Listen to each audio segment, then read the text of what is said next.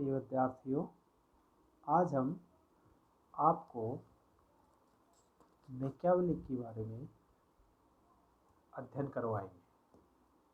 Machiavelli Italy के राजनीतिक दार्शनिक थे और उन्होंने मध्य युग का वो प्रतिनिधित्व करते थे, पुनर्जागरण का प्रतिनिधित्व करते थे और उनको पाश्चात्य राजनीतिक चिंतकों में सबसे महत्वपूर्ण स्थान इसलिए दिया गया है कि उन्होंने मानव स्वभाव का जो सही चित्रण सही ढंग से किया, वो आज तक किसी ने और विचार करने नहीं कर पाए। उन्होंने सबसे महत्वपूर्ण बात ये कही कि मानव मूल रूप से धूर्त है, वो किसी पर विश्वास नहीं करता और एक व्यक्ति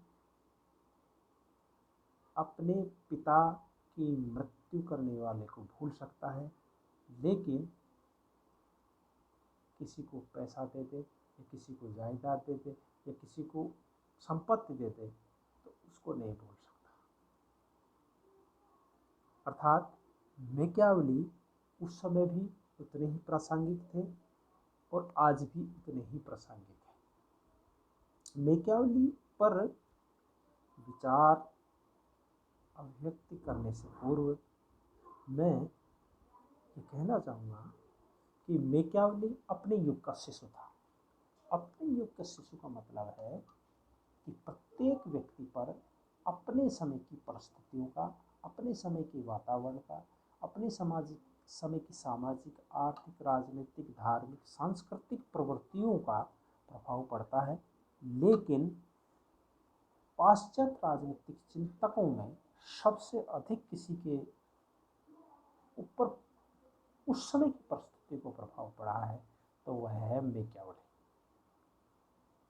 इसलिए प्रोफेसर डनिंग ने यह कहा कि यह प्रतिभा संपन्न फ्लोरेंसवासी वास्तविक अर्थों में अपने युग का शिशु था। मैकियावेली का युग पुनर्जागरण का युग था, इसी कारण उसे पुनर्जागरण का प्रतिनिधि भी कहा जाता है। अपने युग में जितना प्रभाव उन पर पड़ा, ऐसा बहुत कम लेखकों पर पड़ा है। इसमें कोई संदेश नहीं है। यदि वह भिन्न परिस्थितियों में रहता या वो भिन्न समय में पैदा होता तो उसका स्थान आज जो है वो नहीं होता। इसलिए मैकियावेली को अपने युग का शिशु कहा जाता है और उन्होंने इसके समाधान के लिए भी अपनी कई पुस्तकों की रचना की। मैकियावेली को अपने युग का एक ऐसा दार्शनिक कहा जाता है जिसने समकालीन परिस्थितियों का सही और यथार्थ रूप से देखा, उस समय की सामाजिक और राजनीतिक बुराइयों का अनुभव किया और उनकी रचनाओं में उसका समाधान प्रस्तुत किया।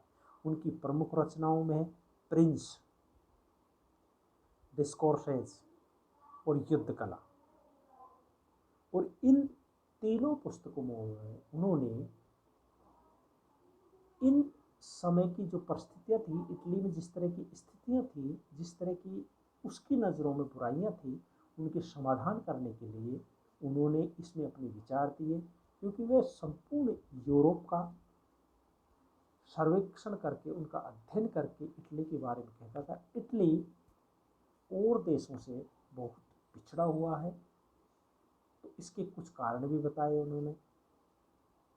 लेकिन उसको पुनर्जागरण का शिशु कहने के निम्न कारण है।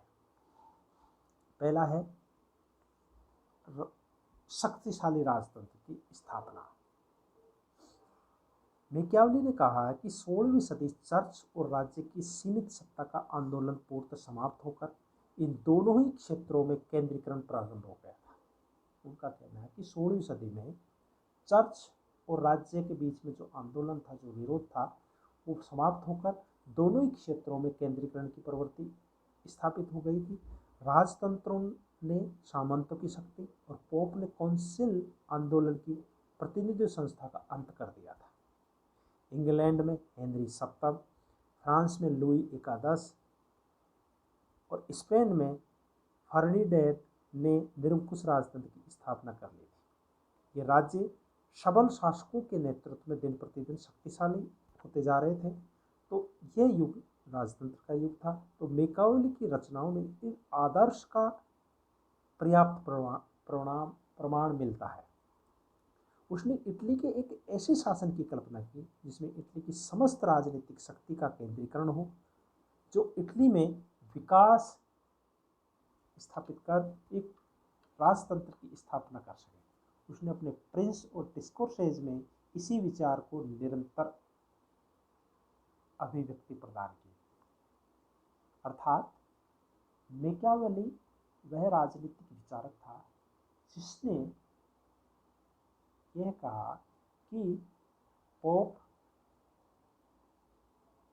और राज्य का केंद्रीकरण हो चुका है और इन दोनों में ही राजतंत्र स्थापित, निरंकुश राजतंत्र स्थापित हो चुका है। इसलिए किसी देश में अगर सही तरह से शासन चलाना है तो वहाँ राजतंत्र की स्थापना की जानी चाहिए, क्योंकि इटली में उस समय राजतंत्र नहीं था। इटली छोटे छोटे टुकड़ों में बटा हुआ था। तो इन्होंने कहा कि इटली को अगर सही दिशा में जाना है, इटली को अगर सही काम करना है तो वहाँ राजतंत्र की स्थापना होना आवश्यक है। दूसरा उन्होंने दिया था राष्ट्रीयता की भावना। उस समय इंग्लैंड, फ्रांस और स्पेन में राष्ट्रीय एकीकरण की प्रक्रिया पूर्ण हो चुकी थी। इन राष्ट्रों के निवासियों ने स्वयं में एकता की भावना अपना ली थी। वे अपने आप को दूसरे राष्ट्रों के निवासियों से पृथक समझते थे और इन शक्तिशाली राज्यों की तुलना में इटली 5 राज्यों में बटा हुआ था। ये 5 राज्य आपस में लड़ते रहते थे। पोप उनके संघर्ष से लाभ उठाने का प्रयत्न करते थे।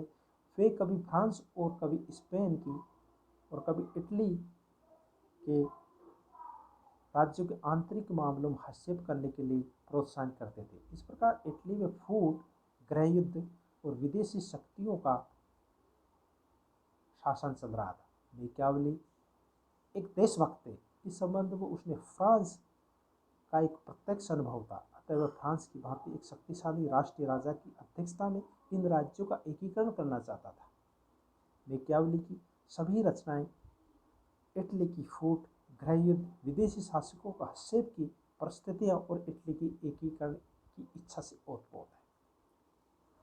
मैकियावेली का मत था कि अन्य यूरोप देशों में राष्ट्रीयकरण की भावना जागृत हो चुकी है।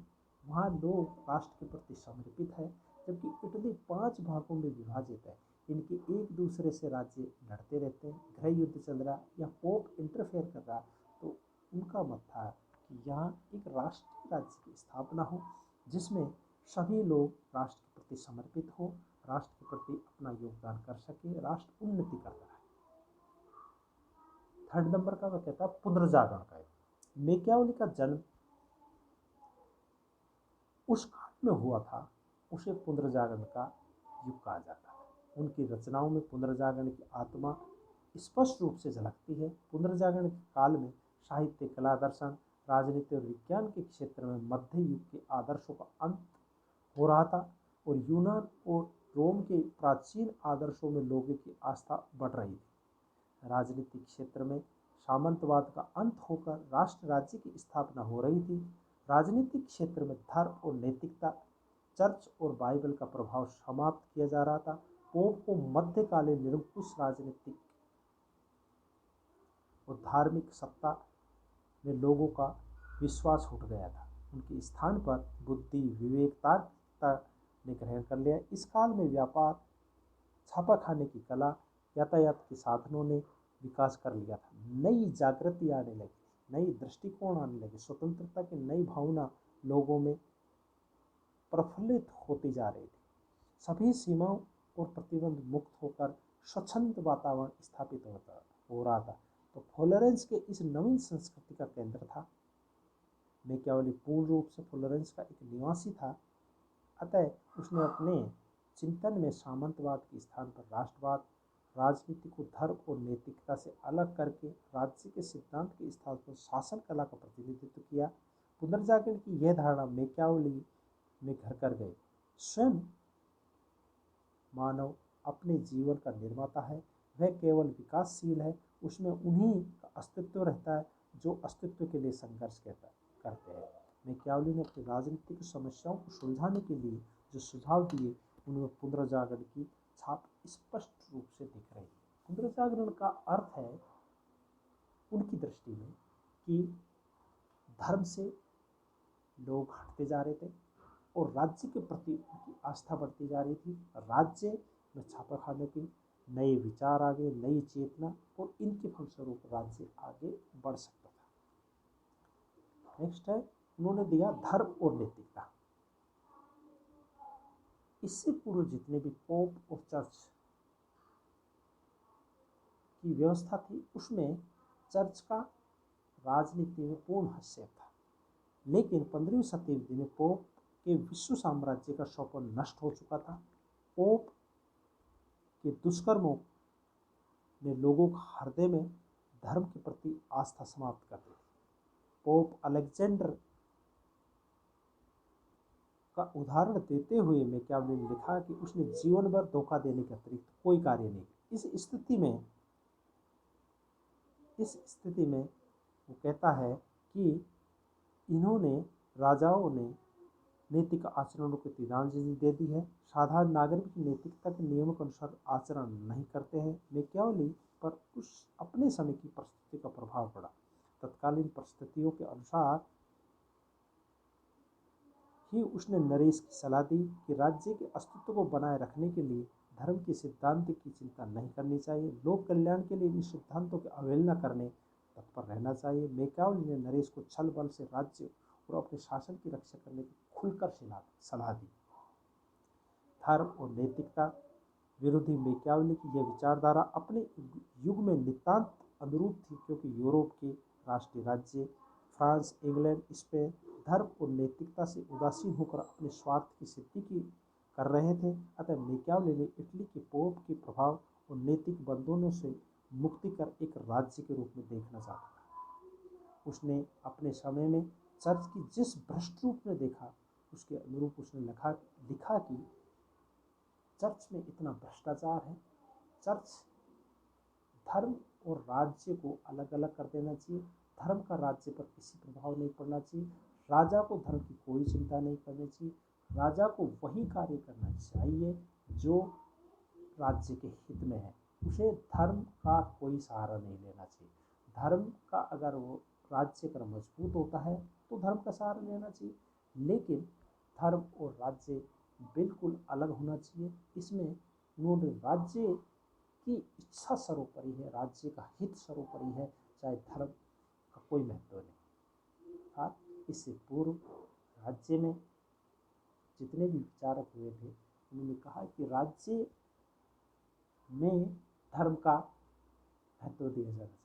लेकिन मैकियावेली का पहला राजनीतिक चिंतक था जिसने कहा कि राज्य को अपने विकास के लिए धर्म का कोई महत्व नहीं देना चाहिए, अपने महत्व को राज्य के विकास में देना चाहिए।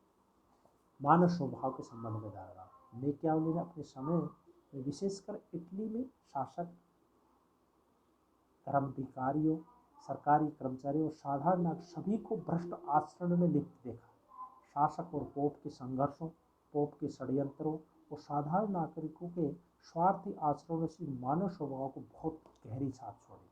उसने ये विचार व्यक्त किया कि न तो मनुष्य में ईश्वरीय गुण है और न ही वह नैतिक प्राणी है, वह एक जानवर है। जानवरों को चालाकी और खुकार प्रवृत्ति उसमें दिखाई देती है। इस प्रकार हम कह सकते हैं डनिंग